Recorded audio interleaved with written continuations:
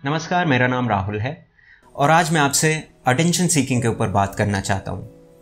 हम सब लोग ज़िंदगी में कभी ना कभी ऐसे दौर से ज़रूर गुजरते हैं जहाँ पे हम बहुत ज़्यादा डेस्परेटली दूसरों को प्लीज़ करना चाहते हैं, जहाँ पे हम बहुत ज़्यादा डेस्परेटली दूसरों की अटेंशन चाहते हैं। हम चाहते हैं लोग हमें नोटिस करें और कई बार तो हम ऐसा भी चाहने लगते हैं कि हम जो भी कर रहे हैं लोग उसे अप्रूव करें कि हाँ आप ठीक कर रहे हो। जब भी हम ऐसे दौर से गुजर रहे होते हैं तो कहीं ना कहीं हमारी अपने आप को लेके जो इमेज होती है वो दूसरों पर निर्भर हो जाती है, दूसरों के ओपिनियन पर निर्भर हो जाती है। लोग अगर हमें अप्रिशिएट करते हैं हमें अच्छा लगता है, लोग हमें नोटिस करते हैं हमें अच्छा लगता है। अगर लोग हमें इग्नोर करते हैं या हमें क्रिटिसाइज करते हैं हमें बहुत ज़्यादा बुरा लगने लगता है, हमारा अपना जीवन नर्क सा बन जाता है। तो आइए समझते हैं कि ये अटेंशन सीकिंग की टेंडेंसी क्यों बहुत लोगों के अंदर बहुत ज़्यादा गहरी होती जाती है और जिसकी वजह से वो अपने जीवन को नर्क बना लेते हैं और इसे फिक्स किस तरीके से किया जाए। सबसे पहली चीज़ समझने की ये है कि अटेंशन सीकिंग बिहेवियर एक बहुत ही नेचुरल प्रोसेस है, इसमें कुछ भी एबनॉर्मल नहीं है। हमारे समाज में इसको एक प्रॉब्लम की तरह देखा जाता है। हम कहते हैं कि वो इंसान तो बहुत ज़्यादा अटेंशन सीक करता है जिसकी वजह से बहुत ज़्यादा प्रॉब्लम होती है, उससे दूर ही रहो। पर हम सारा दोष एक इंसान के ऊपर नहीं मढ़ सकते। कोई भी इंसान डेलिबरेटली इस ट्रेट को कल्टीवेट नहीं करता है कि उसे अटेंशन चाहिए। ये एक बायोलॉजिकल इंस्टिंक्ट है, ये एक इंडिकेटर का काम करती है। इंडिकेटर किस सेंस में? सबसे पहले आपको समझना होगा कि हम सब ट्राइब ओरिएंटेड स्पीसी हैं। ह्यूमन बींग्स की अगर बात की जाए, बस कुछ 10-15 हज़ार साल पहले भी हम छोटे छोटे ग्रुप्स में रहते थे जब तक एग्रीकल्चर नहीं शुरू हुआ था।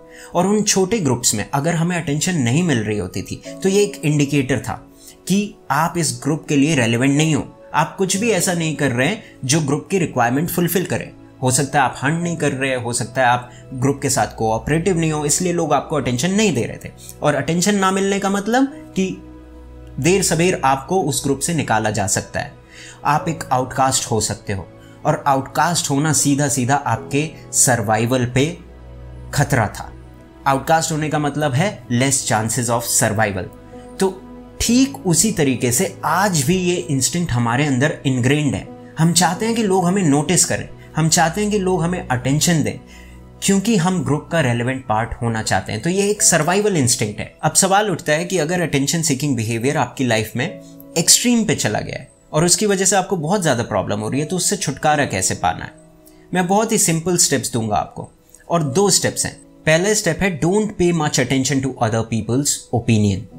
अब यहाँ पे हम डायरेक्टली आपके अटेंशन सीकिंग बिहेवियर पे बिल्कुल काम नहीं कर रहे, हम इनडायरेक्टली काम कर रहे हैं।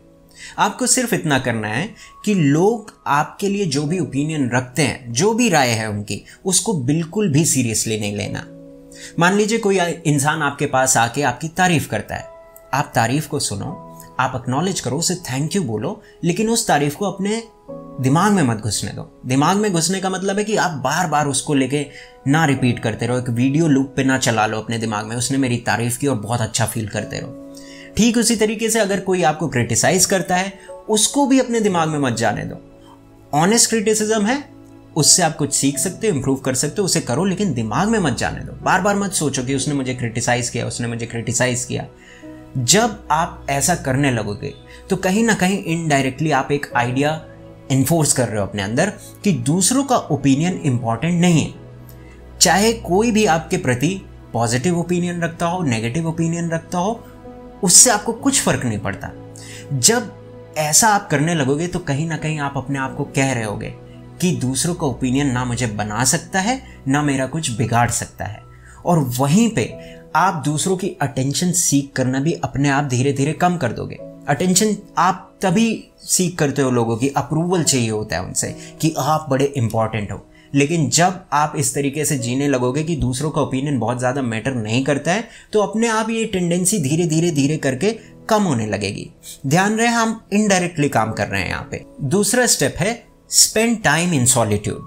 आपको समझना पड़ेगा कि हमारा समाज हमेशा एक्सट्रोवर्जन पे एम्फेसाइज करता है, जिस वजह से हम सब लोगों को कंडीशन कर दिया गया है बचपन से ये सब बोल बोल के कि you should go out, you should meet more people, you should have a great network. ऐसे तो कोट्स चलते हैं हमारे यहाँ कि your network is your net worth. तो कहीं ना कहीं हम लोग भूल गए कि सॉलिट्यूड की क्या वैल्यू होती है। हमारे लिए सिर्फ और सिर्फ एक्सट्रोवर्जन की वैल्यू रह गई है। तो कोशिश करो कि आप जब भी आपको समय मिले अकेले में रहो। हम लोग छटपटा रहे हैं इस एक्सट्रोवर्जन की वजह से। हम सिर्फ तभी अच्छा फील करते हैं जब हम लोगों के साथ होते हैं, लोग हमें नोटिस करें, लोग हमें अप्रिशिएट करें। लेकिन अगर आप अकेले रह के भी खुश रहना सीख जाओ, अकेले की मौज तक पहुंचना सीख जाओ, अकेले की आज़ादी का मज़ा ले लो, तब आप बिल्कुल भी नहीं चाहोगे।